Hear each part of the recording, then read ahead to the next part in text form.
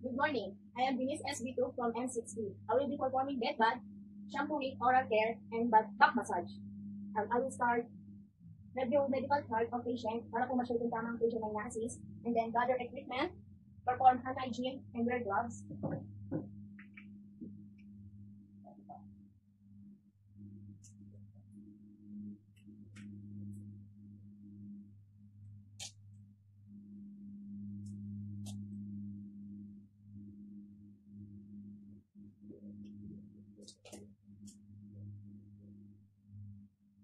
After putting gloves, I will identify the patient and explain procedure. Hi, ma'am. I am Denise SB2, your student list for today. May I know your name? Hi, your age? Birthday? Hi, ma'am. Ang gagawin ko po ngayon ay bed bath, shampooing, oral care, and back massage. And I will provide privacy. Ay, ma'am, mag-sign na po tayo. Pwede ko po ba ang hawakan, ma'am? Ay, ma'am, naglalagay lang po ako ng sabit sa ulo niyo.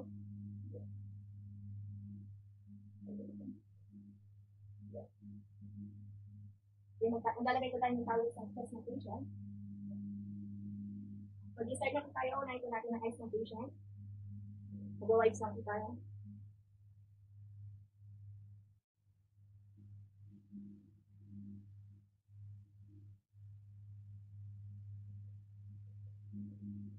Okay, ma'am.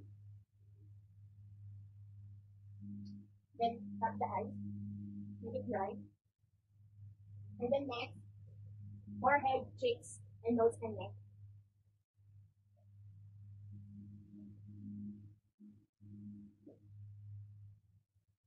Okay, and then make it dry again.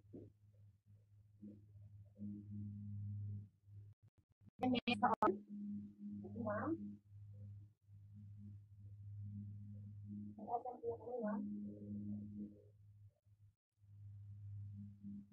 Dan baba naman ulit yung kanina.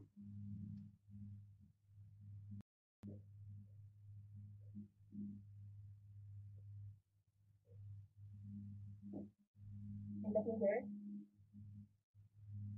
And make it dry again. And next one yung underarm rotation. Right again.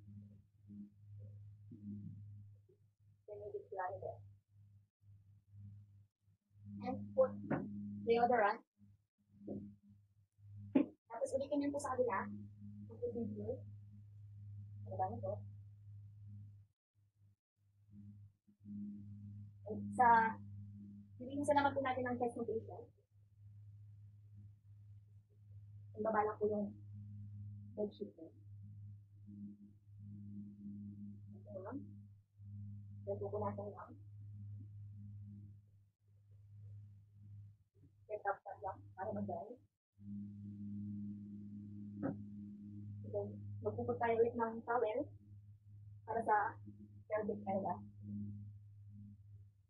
Baba lang ang bedsheet.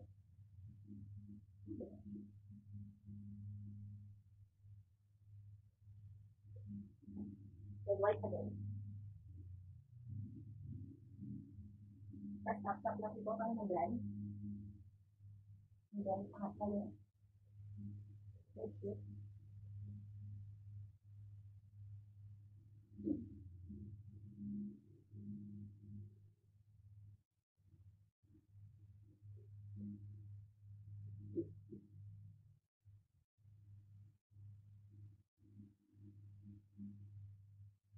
Then next, the legs. Mamaya expose ko lang po legs, no? I-assume nyo lang po na wala siyang suot. Okay. Then, wipe again. So, then lang po ito, ma'am. Then po, ito, ano ba finger? Then, tap-tap again. Tapos gawin din po ulit sa other side. Thank you, ma'am. Ma'am, next po, open na lang po na paa para sa malinis na natin. Itong isaya na kahagi. Nalilinisan na po natin. Thank you na po, ma'am. Madali lang po. Manual.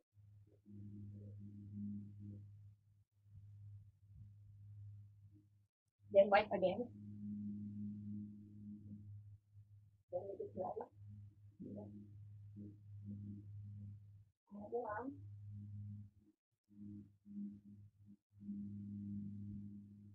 Next is, yung likod ng pasyente. Ma'am, pwede ko ba yung side?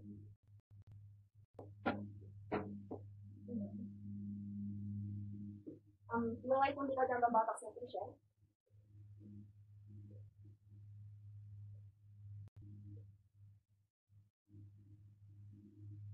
Then, bandang ulit. Then, batak ng patient. Then, vertical. Ma'am, hindi ko lang bakasal. Okay po, ma'am. Nalagay na po ako ng lotion.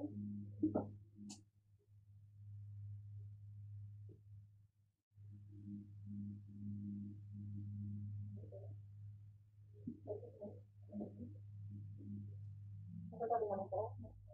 And then, I'll remove the gloves. And perform hand hygiene. Okay, side na po tayo mag-shampooing. Mag-perform ulit po ng hand hygiene and then wear gloves.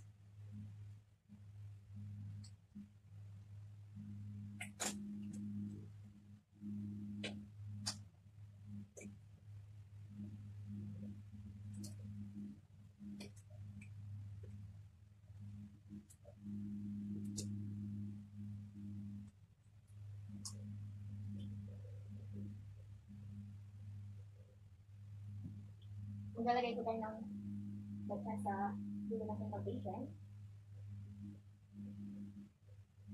And then, maglalagay ko tayo ng towel sa chest para hindi ko matang gamit na. Also in the eyes. And then, mapuputo tayo ng cotton sa tenga para hindi ko kasi ng tubig. Sinasin na ako ng nilagay ako. Then, start na. Babasahin ko muna yung dulo ng patient. Tapos po, kunyari may tubig, tapos nilagyan ko na po ng shampoo, yung halin po, and then, yan, sa hair na. Then, mamassage ko lang po.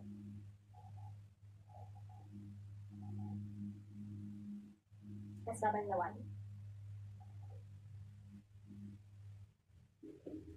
Pagkatapos, pinasa ang buhok ng patient, a-bit dry, and then alisin lang, diba sa patient.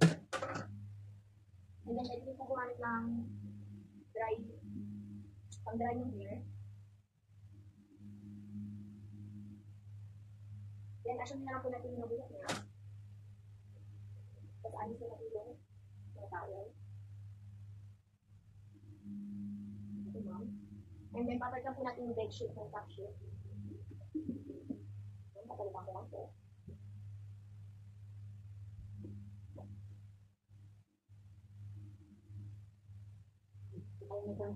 Lalagay natin yung top sheet ng patient.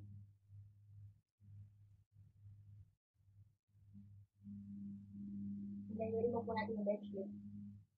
Pahawak lang po, ma'am. Ito.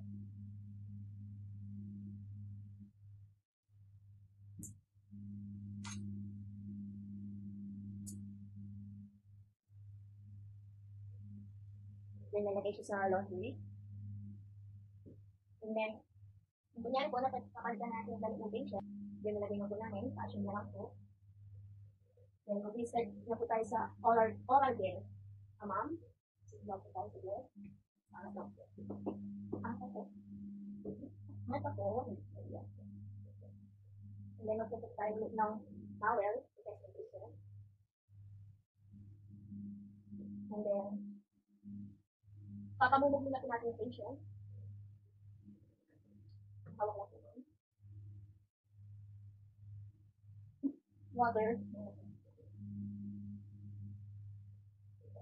And then, brush. Kunyari po, action na lang na naglagay ng face.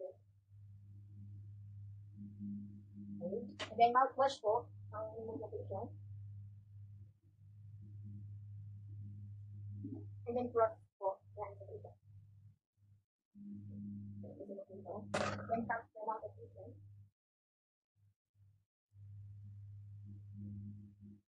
Then, babalik natin sa patient sa comfortable.